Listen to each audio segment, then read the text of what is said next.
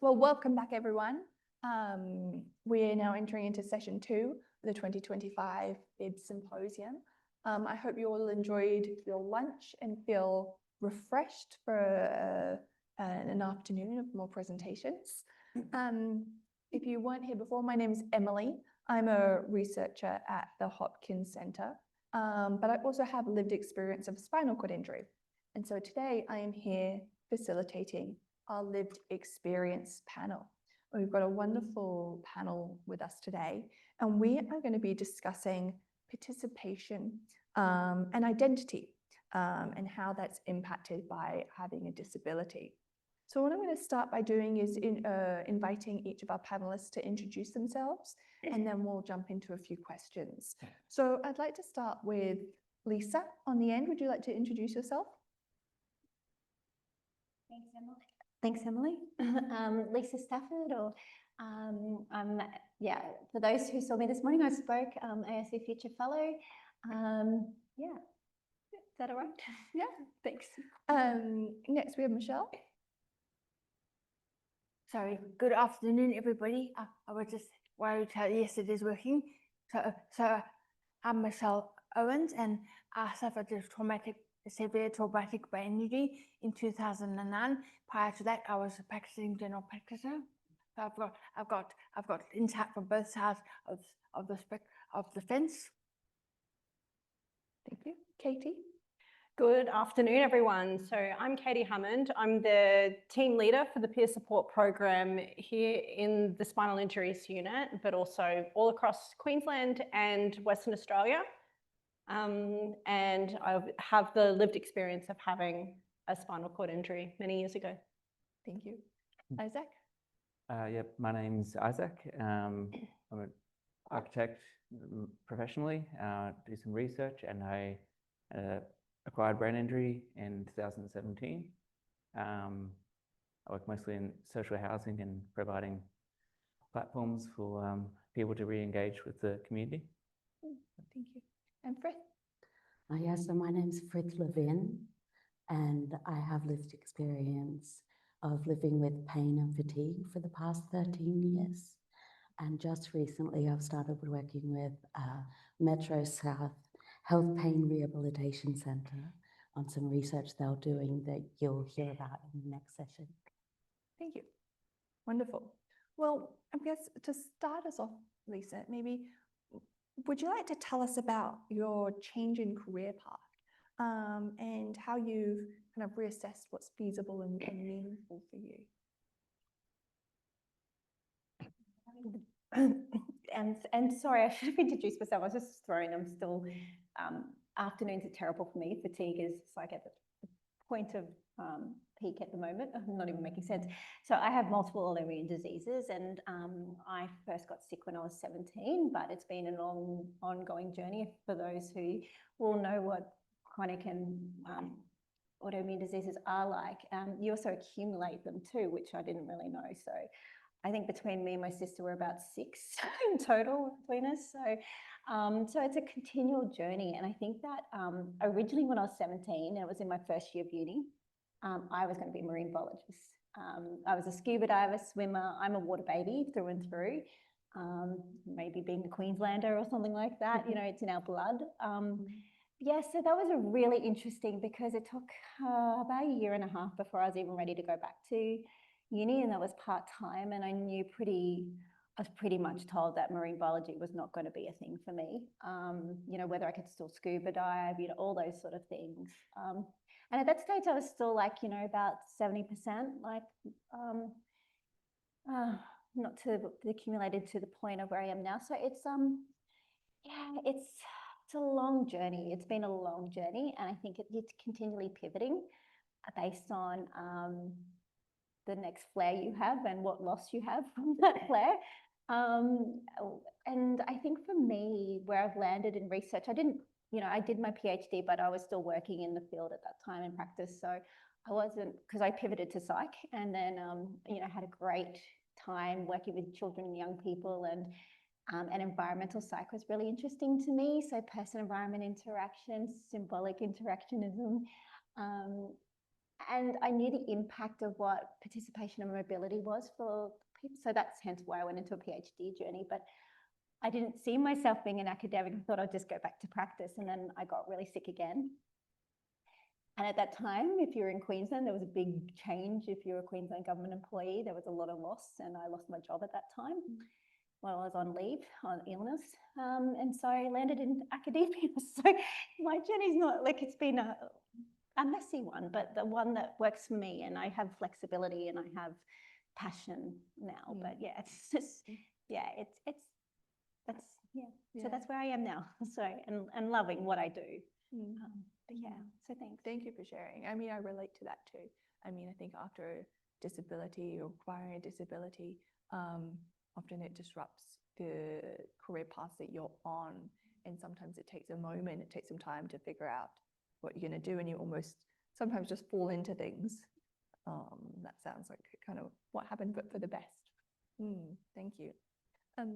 Michelle, maybe you could tell us a little bit about your return to work after acquiring your brain injury. Well, my return, sorry, I always feel a little bit panicky about how loud I'm speaking. And I think that was when I had teenagers at home and they thought that because of my speech disability, they thought I was shouting at them. So now I'm never sure whether I'm speaking at a normal tone or whether I'm shouting. So please forgive me if I'm shouting to you. And my journey has been a very long journey. It's based, so disappointingly, as you were talking about identity, I don't think people people without injury do not really have. It's really difficult to have a comprehension or understanding exactly about how much your employment is your identity. So unfortunately, I wasn't able to return to practice again. Well, I haven't been able to yet. But it took me 10 years to finally get some work. It was a real struggle. So I was doing about 2 to 3 applications a week, and I also did voluntary work.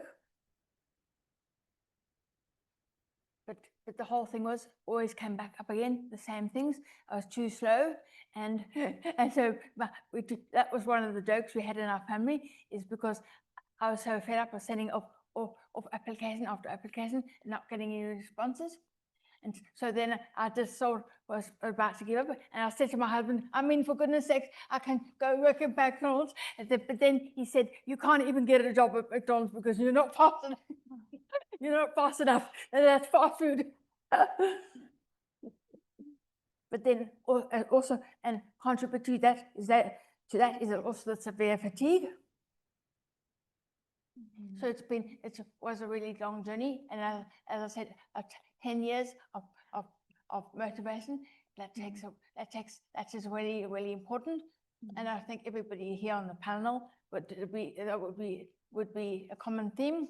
Every one of us very motivated. You don't give up. But so does that answer? Yeah, absolutely. Thank you for sharing. I know, Frith, you had to go through that return to work or sense of change of identity impacting your work as well. Yes, I really, oh, sorry.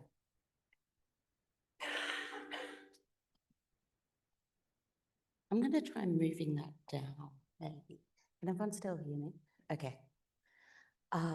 Yeah, so I very much lost my identity when I lost my ability to work. So I've been a worker all my life. I grew up on a cattle farm.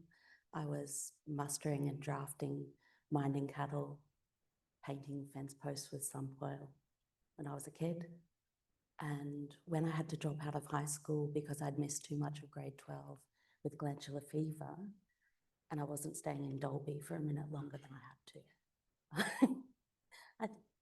The people laughing have been to Dalby.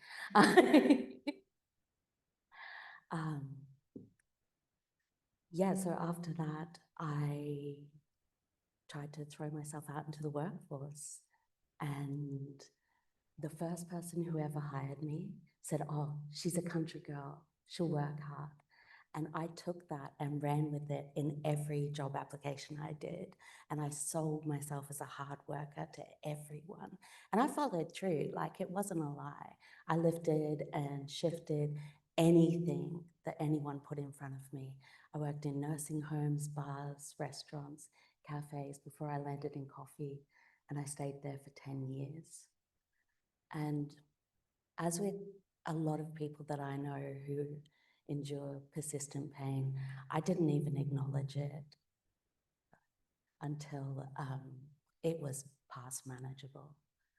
I only really saw it, because being in pain is quite normal for people in the working class. Like when you use your body to make money, I mean, that's just how it is. So I would take painkillers all the time. And that wasn't enough, so I started drinking to go to sleep.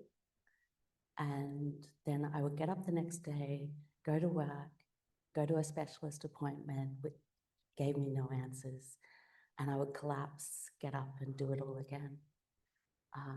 Over that period, my life really narrowed to those two things, to work and pain. And that was all there was for me. And by the time I was made redundant at 35, I was a shut-in alcoholic with a huge amount of medical debt. And my confidence was destroyed because I could no longer offer the world my labor as proof of my worth. So I really was nobody to myself. Now that was all 8 years ago, so I'm in a much better place now, I do want to say that.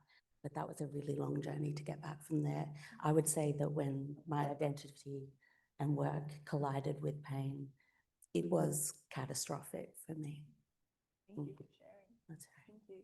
I think what I'm hearing from everyone is this, the value we place on ourselves often comes from societal perceptions of work and how much our value as people is, how much we can give back in the work that we do. And when that is disrupted through acquiring a disability, it forces us to have to kind of analyze that for ourselves and go through this cognitive process of saying, well, if I don't have value in being able to go to work, what is my value in society? It sounds like, you know, from the three of you, that's a process that you will have to kind of undertake yourself. I want to move away a little bit from perhaps work and maybe Katie, could you tell us maybe about your personal experience reconstructing your identity after your spinal injury? Yeah, I think, look, there's no great time to have such a catastrophic injury, but I can see when I was 16 years old, I had my injury and I was able to kind of piggyback a lot of what I was that I was faced with being 16. We all remember being 16, do what I want, when I want, because I know what's right. So that was me. I was really sure that I'm a good person, that I build my friends up and that I try and get the best out of everybody that I meet. That's kind of who I felt I was at 16. Also, I just wanted to have fun. I just wanted to experience everything. My best friend, bless her, we're yin and yang. I don't want to stop and she has to stay still. So with her parent, we found ourselves in a position where I wasn't allowed to see her because I'm too much and I'm obviously leading her astray. The reason I share this story is because it gives a bit of an insight to 3 days after my injury, which was a car accident. I had a lot of drugs on board, but I remember waking up to not my best friend, but my best friend's mum patting my shoulder, telling me everything's going to be okay. And I was thinking, what is going on? What is going on? A couple of days later, I was talking to my best friend and she said, my mum was in here and she said she visited you. And I'm like, what was that about? Like, I thought I dreamt it. I didn't know what was going on. And she said that the reason she came in to see me was because even though I was such a bad person, a bad influence beforehand, now that I have a disability, I'll be different. And I thought, being 16, I'm going to change her perception on that. I'm actually not going to change. I don't want to change. But that was my first taste of now I'm different. Now I have to be something different. And I realized that through the really early stages of my injury, where every time I want to try and do something, I'm trying to sit up in my wheelchair and get myself dressed, and I've got a visitor come see me, and they're like, oh, it's so sad. She won't be able to get a job. That's sad. And all of a sudden, everyone else's preconceived ideas, as well-meaning as they were, kind of put me in a position where I'm like, wait, you're putting boundaries in my life, but I feel inside I am still the exact same person.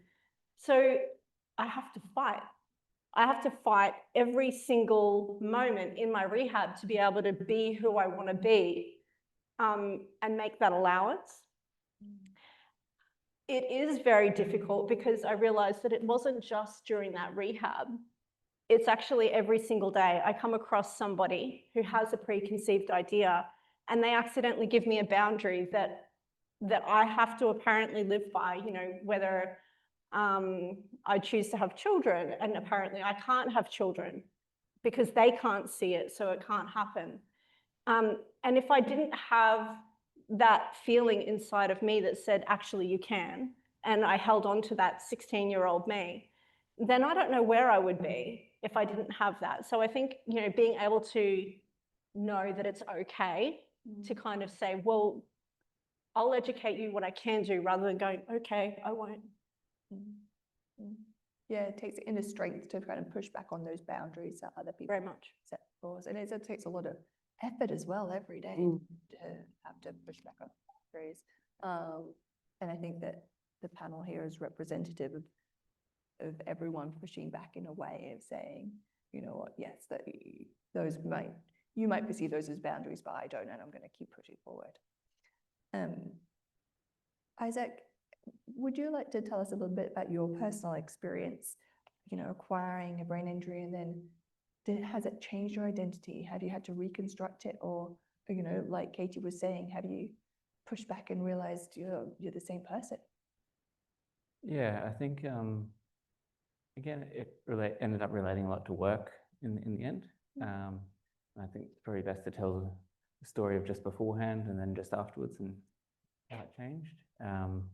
It was towards the end of my architecture degree, and I've been working really hard for a long time, and I'd just gotten a job with a firm, and that was my complete focus of starting off and going into the industry.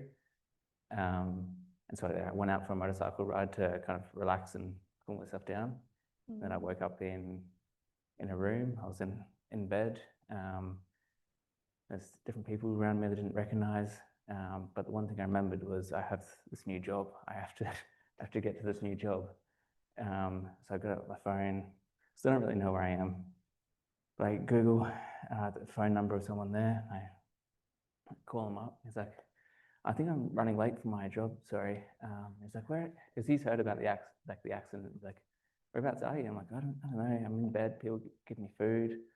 I think I might have been in a hotel. It was really nice.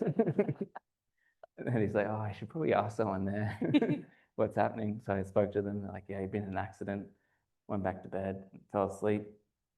Obviously, there's a bit more to it than that. But and then I woke up again in a room. Don't really know where I am, but I remember this job. I have to get to this job.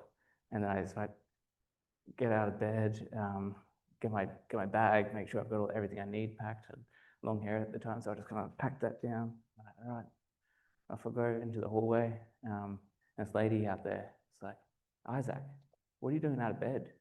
And where are your clothes? And this kept on happening this was like maybe the 10th time this had happened, and it kept on happening for weeks. And that's how I earned the name Tarzan, because I'd always spotted long hair and no clothes on. And then, but then there was like, it started to sink in and like I'm not going back to this job straight away. I often have nightmares about how I was getting back to work and call up my family and trying to just work out what's happening, because to keep trying to work it out. And that was probably the most important part for me, was the support network, both in my family, but the nurses and the clinicians around me, kind of helping me develop myself, what my identity now is, and a space to kind of be vulnerable where I could talk about it and kind of work out what's happening, what I'm worried about. And that was probably the key space. So it's those relationships, but then also the spaces and the environments. I'd be able to go home on some weekends and I'd just sit outside in the sun, feel like you listen to the wind through the trees, and kind of just bring me back to that kind of moment. That in combination with people was key to kind of developing, I guess, two personalities. One where I can be vulnerable with people around me that I'm comfortable with, and then another personality that would help me build confidence in myself, and I'd take that other story out into the world as I go out and try new things. And I'd have that story about myself that I developed with them it would help me recognize opportunities and kind of take advantage of them, and go after them. Yeah, so kind of two personas, one for home and being vulnerable at home and with the people you love, and then one for the world. Yeah. It kind of brings me to a point that we spoke about, Lisa, in our discussion, where you talk about having a number of different jobs. You know, you have your job, your actual job, your work job, and then your disability, job. And can you tell us a little bit more about that and the impact of that on you? Yeah, it's and yeah, the other two jobs aren't paid. So I think and this is something that a lot of people talk about with disabilities in institutions and organisations, big bureaucracies and stuff, is that it's hard enough crafting your job, your careers, and when sometimes it feels you're never enough. You could be at the top of your game, and I've had quite a lot of success, but you still feel like you're always not measured against the sum. So there's that stuff, and then there's obviously your job. Then there's this requirement that gets put onto us that we have to educate others. I remember one experience where I was told by my manager, former, that I had to educate them on disability because they didn't know anything about it.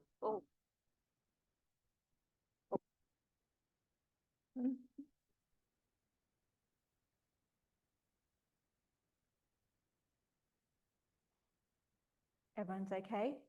No ear bleeds? Meadows? We'll be right. Yeah, and that was really, and this is something that's not uncommon, like, so that the burden on us to educate others on disability and what adjustments are, what it is like to have an inclusive community culture, what it's like around ableism and how entrenched that is in everyday part of your life, and the judgments we have to deal with, just how we walk, talk, think, feel. That is a huge load. Like, I've had to take so many leadership roles where I'm educating vice chancellors and all that about how you actually create an inclusive culture within universities. And that's really tiring on us, and no one else has asked to do that. I know our First Nation people get hammered with this as well, but disability is still that one area where we just have really poor strategic planning. We have such limited KPIs on senior people responsible to actually deliver. And I'm really tired of actually these leadership programs that don't actually have disability leaders that are part of it. Like, it's just exhausting. And then we have to manage and not boom and bust because I'm the queen of boom and bust cycles. Yes, I've done pain clinic. But, you know, all these other stuff, you know, that, and then, you know, then you have to justify being part-time. I have to be part-time because I have fantastic specialists, and I'm so great with all the advancement in medication. Like, being on biologicals has changed my life, honestly, you know, and thanks to all the clinicians here that work on those. But it's coordinating everyone. Like, now I live in a different state to some of my specialists. Like, even blood tests can't be transferred between 2 states, like without a whole rigmarole, and that falls onto me. So that's why life is really busy for us, and we're fantastic project managers. Yeah. Which we don't Yeah. get credit for. Yeah. But yeah, I think it's all those sort of stuff, you know, that's the 3 Yeah. jobs, or maybe 4, I don't know, Yeah. plus family and everything else. Yeah. So yeah, we've got our jobs, you've got the incidental job that comes with your job from having to maybe do the educational aspect. Then you've got your family life, social life, and then you've got perhaps you're managing your NDIS, coordinating carers if you have carers, or requiring. It's exactly like that, Lisa. You've sort of you've spoken about it very beautifully, about this. It's like a sort of packaging. It's like you become the coordinator of your life. And it sounds like a silly thing, but it's like all the different aspects to make sure you get them. So as you say, tying up, so you are still being an age, being able to enjoy your family, and also do the other things that contribute. Yeah. And I mean, Michelle, you've taken on a role now as an NDIS planner. Yes. And I mean, what's that been like for you? What does being able to do that role and contribute in that way mean for your identity? Well, that was a win-win because I need, when I first started looking for work, it was a bit tricky because, I mean, obviously, unfortunately, the money aspect has come into it, but it's really, I needed something that gave me purpose. And that's obviously was my background as well. And so it's basically been a win-win because now I'm able to give purpose, because I'm able to help other people with a disability, because unfortunately I've got all the experience on that side. And then on the other hand, I can also bring my medical knowledge to tell. That was a win-win. No, sorry. Yes, I'm not sure. I think I might have crossed over there what I said. Sorry. No, I think you answered that perfectly. Okay. So it sounds like what you're saying is that being able to take on a role as an NDIS planner has given you some meaning and purpose. Yes, sorry. I just want to use this time just right now because I'm not very good at putting things in place. But I know I will be disappointed if I don't mention it, because you were talking about work, but I'm talking, so basically that is paid employment. So yes, that obviously does define us in a lot of ways, but also people have forgotten about the other important role, parenting, and that obviously applies to men and women, and that is the biggest unpaid job of them all. But I think parenting as well, it's a sense of identity for a lot of people as Absolutely. well. And another area of our lives which is impacted by having a disability is, as Katie was saying earlier, you know, this expectation that you have a disability and maybe you can't parent, and parenting perhaps looks different to normal, and then having to address those barriers as well. Absolutely. And then also for myself, I mentioned it earlier, being discharged home and having children at home, then having to having, like, you just do not think about the effects that having a disability has on the effects of those relationships, and continuing to be a good parent to them. It is a big challenge. Yeah, thank you. I wonder, Katie, if you would want to touch upon that element, as I know you have kids.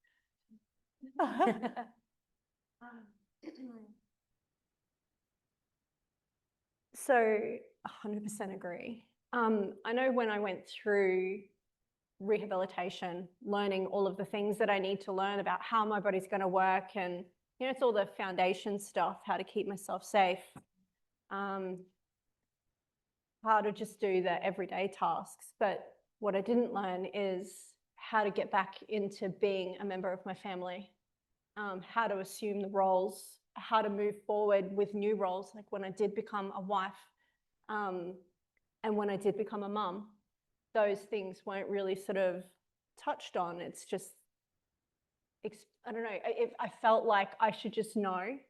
And I'm trying to have the pictures that I used to have in my head and make them work, but it's not really fitting. So then I have to reinvent, again, my identity and that. And I think I'm so passionate about my role in peer support and making sure that people get the information that they need, but not my information. Like, my information is really fun to listen to, but that's not going to help you in your life.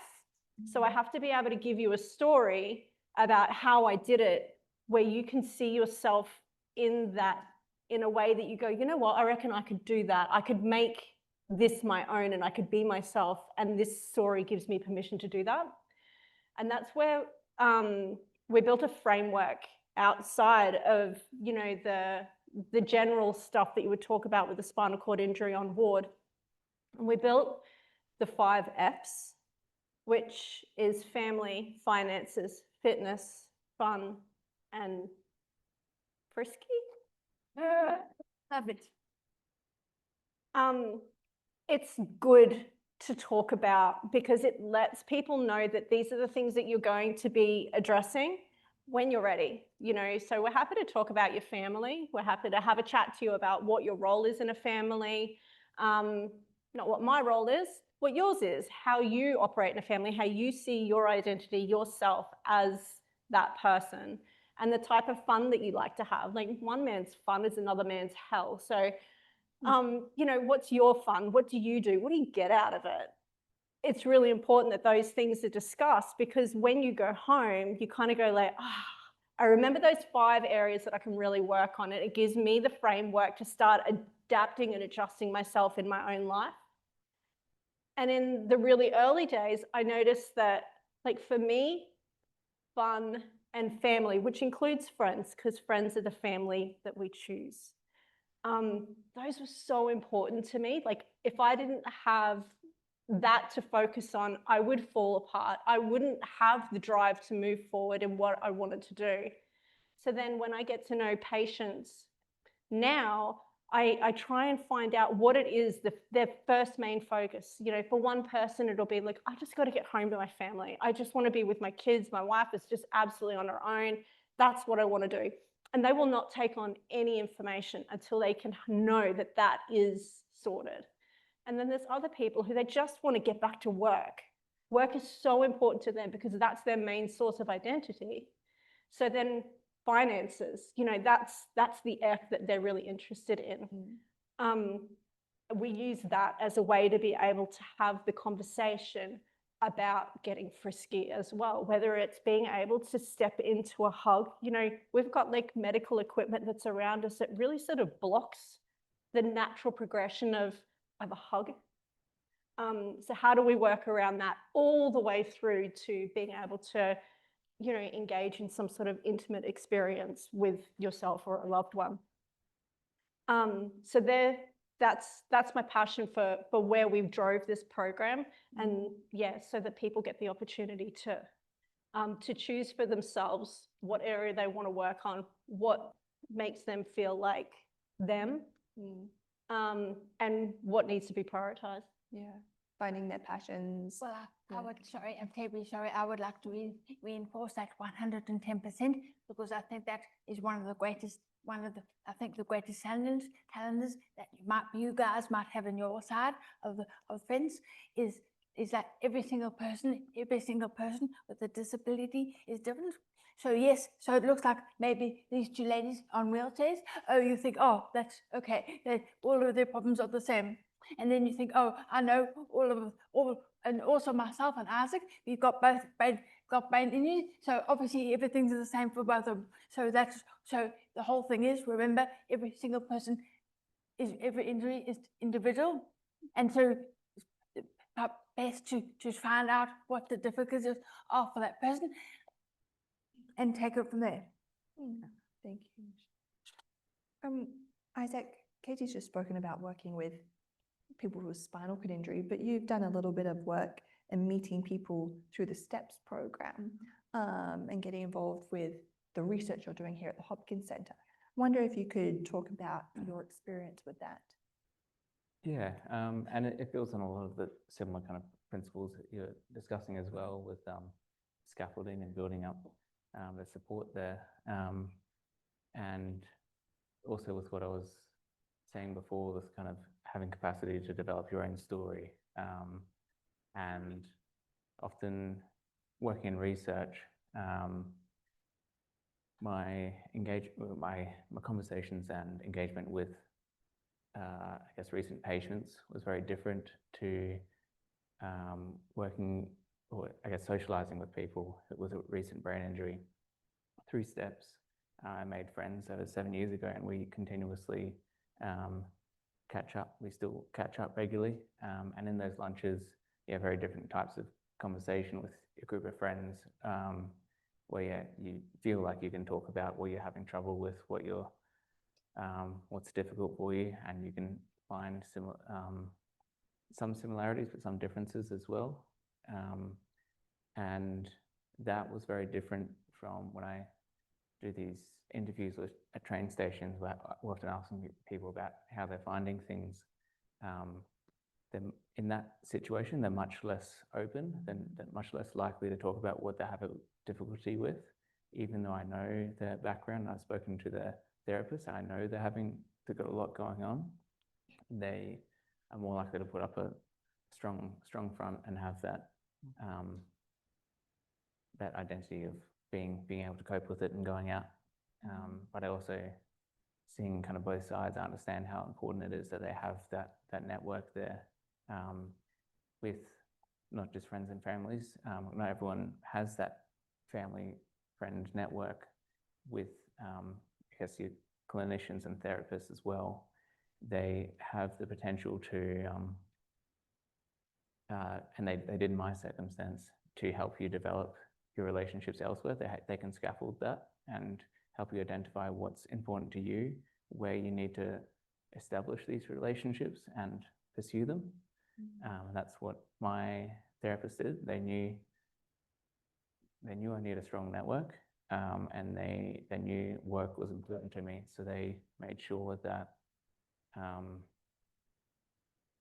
my rehabilitation process related to my work and going out and starting to explore how environments influence people. And that means something to me. So it motivated me, and it helped me build a strong identity and story about myself, going into the world, and you can kind of still doing it. Yeah, absolutely. So it's really, what I'm hearing from everyone is about finding that passion, finding that meaning and purpose, and focusing on that in being able to then re-identify ourselves or just formulate that identity again. Frith, we talked about in our discussion before this about the role of culture and society in redefining. Yeah, I think something that we talk a lot about in disability, and when you're getting treatment and when you're getting therapy, is, rebuilding your own identity and sort of rejecting that idea, or at least for me with my story, rejecting that idea that I was work, that my value was in work. But I think in order to do that, you actually have to acknowledge that that's not an unreasonable belief to develop. I mean, it's in the air all around us. I've been hearing, the chat that's happening at the moment about the housing crisis. What I hear from the people who have accumulated homes as investments is that they should not be punished for being hard workers, and that they deserve that because of that. And the inference is that those of us who do not work hard do not deserve the human right of housing. So I think being able to address that kind of ugliness and the ableism that is all around us all the time is vital to being able to discuss these core beliefs that we so often given. I found the sort of antithesis to that, or the cure to that, is community rather than society. So what I found in the 8 years since I stopped working is I got in contact with a lot more people, a lot of, well, we call ourselves sickos, people with disabilities. It's just funnier and shorter. It's just better, I think. And they taught me all sorts of things. Like, I remember one of my friends sitting down to me and saying, Frith, I will not bring you to another one of these things until you kill the ableist in your head. And I was like, what the hell are you talking about? That sounds insane. But what they meant was that when I applied those judgments to myself in front of other people with disabilities, I was kind of judging them. So I had to do so much work around stuff like that to change, and it all was through community. I had someone explain to me, because I grew up in my mum's a trade unionist, so like the dignity of work, I heard that all the time. And I always thought that that meant that you got dignity through work. Yeah, it turns out no.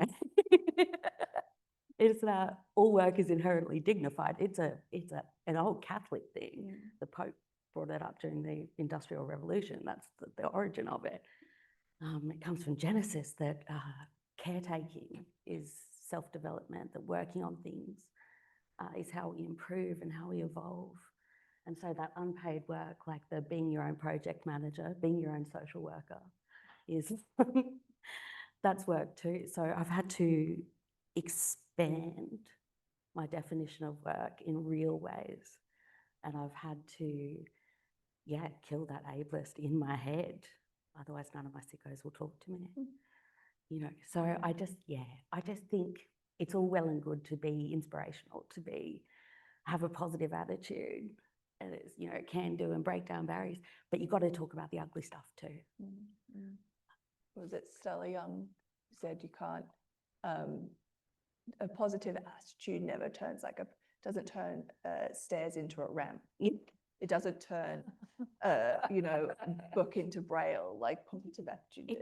It doesn't turn the DSP into a livable way. You know?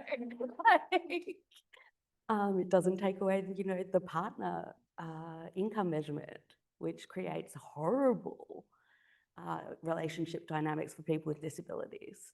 When you're relying on your partner for money all the time, that is a really dangerous position for us to be in.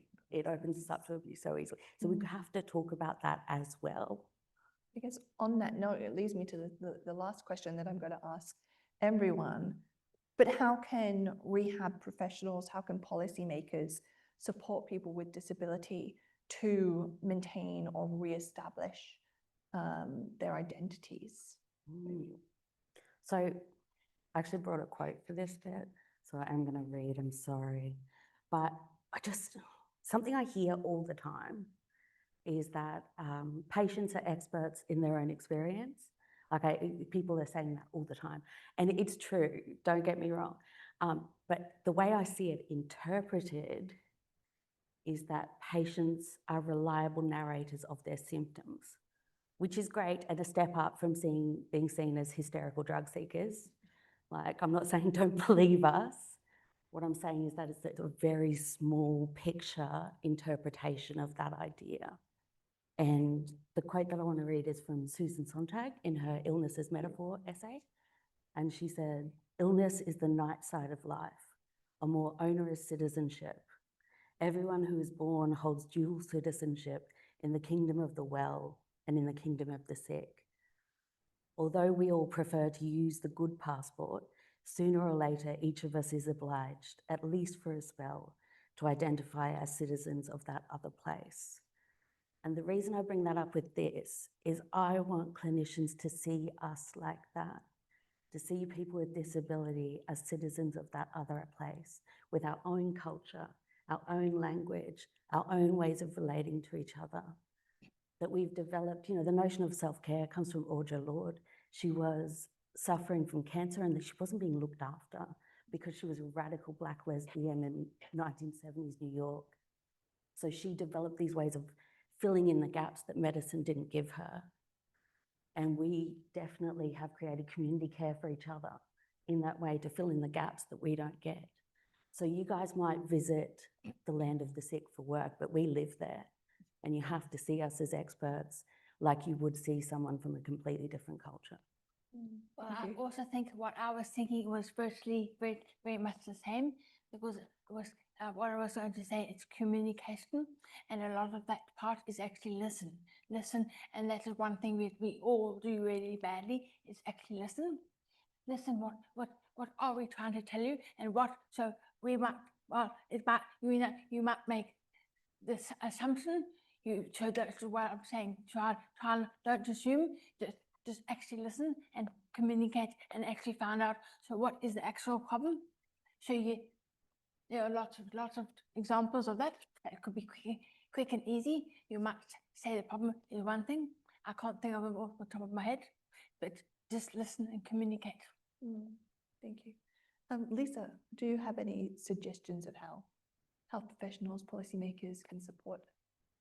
I think all of the above so far, and we'll probably echo and reflect each other. And I love the living in sick, because I live in sick as well. And it's okay, that word, it's why, I even put chronically ill disabled in front, just because the signaling, like we're not static. I wish, but no, that would be good. Yeah, but it's okay. It's okay to be like that as well. I think for me, with my journey and experience, when we were talking about this and reflecting, because it's been long and we've had lots of different people in our lives, and I'm so thankful I've had a lot of consistent specialists for a long time. But it wasn't like that at the beginning. Like, it was listening. What's the word? Like validating the experiences. And I remember one doctor going, "We just got to get you on the map. And then once we get you on the map, we can actually start working out the path." This was like early on.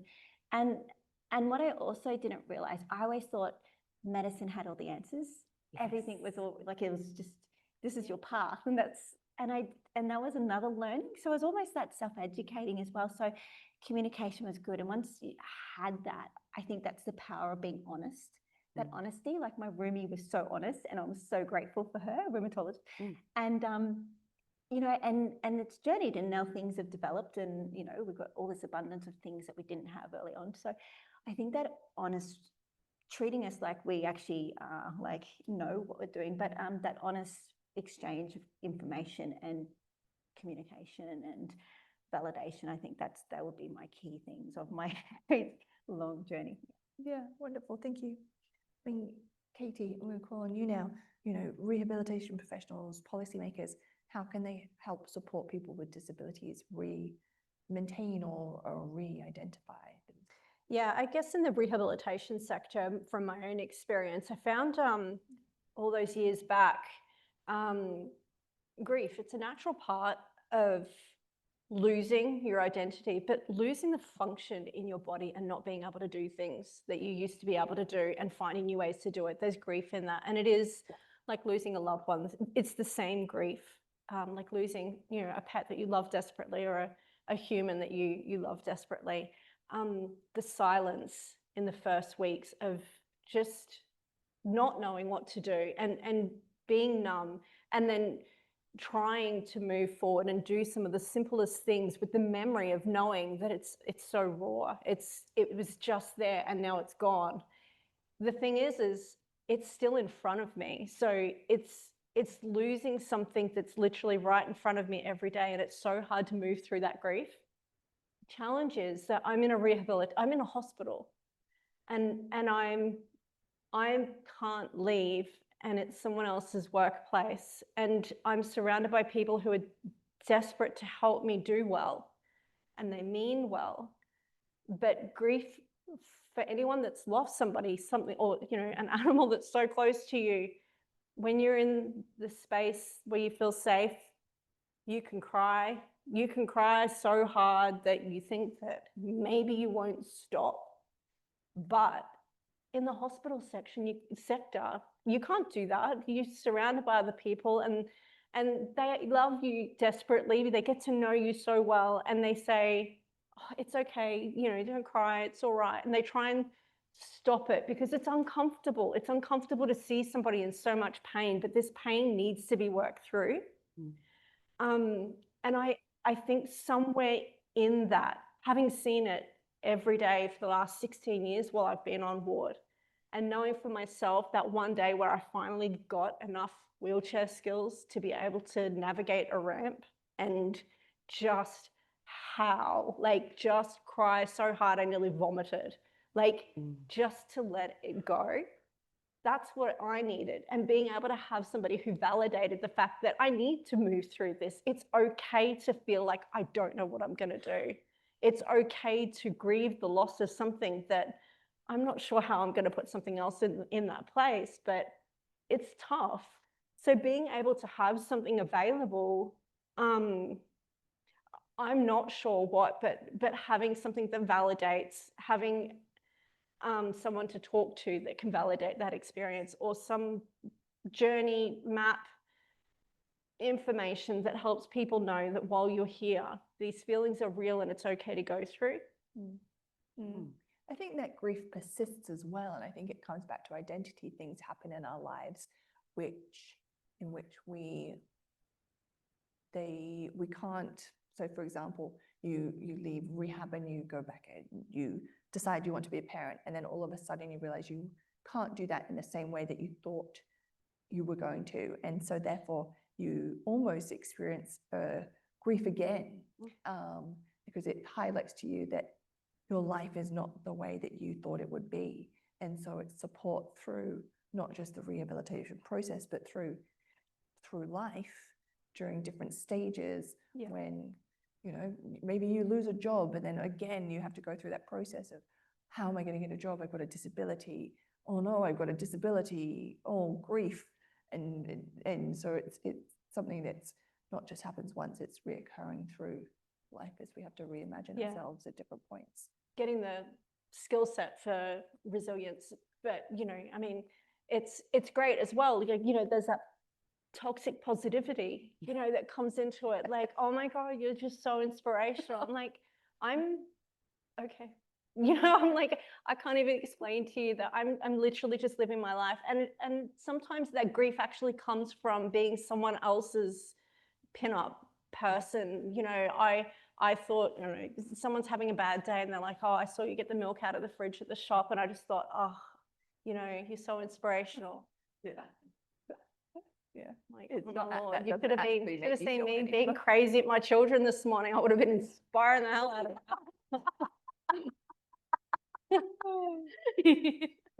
Thank you. Izak, to finish us off, is there anything that you would like to say to health professionals and policymakers about, you know, supporting us find positive identities again? Yeah, I guess, yeah, once again, building on everyone, I just find myself like nodding along, like, yeah, it's good.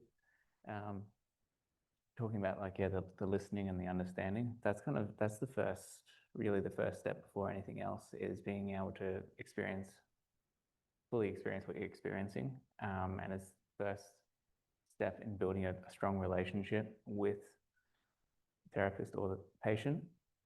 And I also acknowledge it's not an easy process to really listen. Listening's difficult often, and to really be empathetic, you have to feel it. It's not a nice kind of feeling. I can't. It'd be a very difficult job. Yeah, but it's the first step in really building that strong relationship with the patient. And there's a lot of great therapists who do this. And once you've made that connection, then you can really understand. And once they've gone through that process of feeling what they're feeling, then you can start to tackle the next problems of helping them to build other relationships with their friends and family or their work. Or once they've gone through that process, they can really understand what they need from a space and what they need from a home, and you can help them do that. But if you start just working at home modifications before they really know what they're feeling, and I guess, yeah, their whole life has kind of changed, and they have to re-establish what their story is, and they have to have that process before before making that positive kind of story that were talking about earlier. It's a very useful tool to have the positive story, but you can't go there too early. It wouldn't be real if you didn't go through the grief first. And so I think building the positive relationship with them, helping them build positive relationships around them. So it kind of takes a little bit off you as well, helps them sustain for longer.